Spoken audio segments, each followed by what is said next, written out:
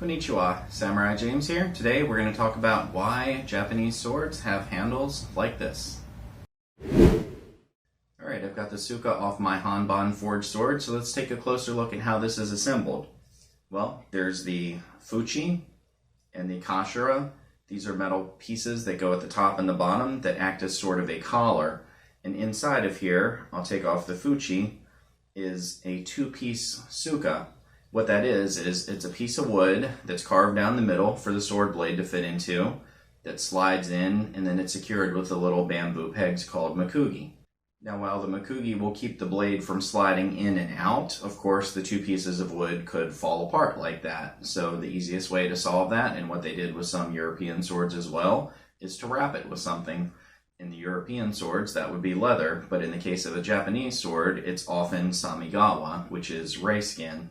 Now in my example, this is what they call panels. This is sort of a modern design. It may have happened historically, but I suspect not very often, except maybe on really cheap swords. But what this is it's a piece of samigawa here and here down each side, so that in between the diamonds of the tsukamaki wrapping, it looks like it's a full panel wrap, but it's just more economical for modern day. However, when they would do that historically, you would have, as I discussed in a previous video, ura and omote side, and sometimes the seam for where that panel wrap would be on the inner side, so on the ura side, meaning that the piece of wood here for the Suka is split left and right like this, but the panel overlaps both of those seams and has a seam here at the top, and what that does is help keep these two pieces of wood in the Suka core together. Now the samigawa would often be glued down to the wood core to help keep it in place, but one thing that also helped keep it in place further is this decorative wrapping around the handle called the tsukamaki.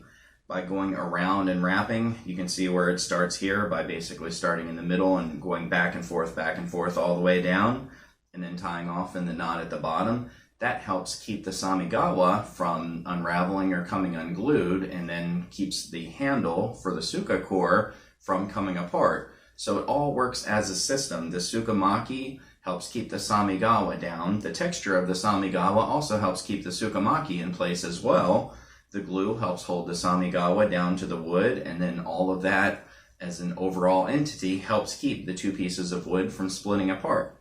Then you simply slide the blade in. You place in either the one or the two makugis. Historically, it was usually one. Often days you'll see two on a sword. Not so much that one won't hold, but just with the modern artifact of, hey, if a sharp blade goes flying, that's not really something that you want.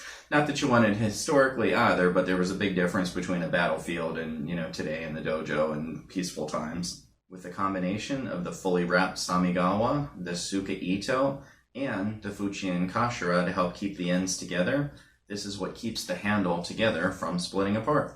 And these pieces in the handle here, called the Menuki, I have a separate video on that. If you haven't seen it, then go ahead and take a look at it. And that's the incredibly symbiotic way that all of the pieces to a Japanese handle specifically complement each other to make a really nice, decorative, and functional handle. As always, this is Samurai James saying thanks for watching, and sayonara.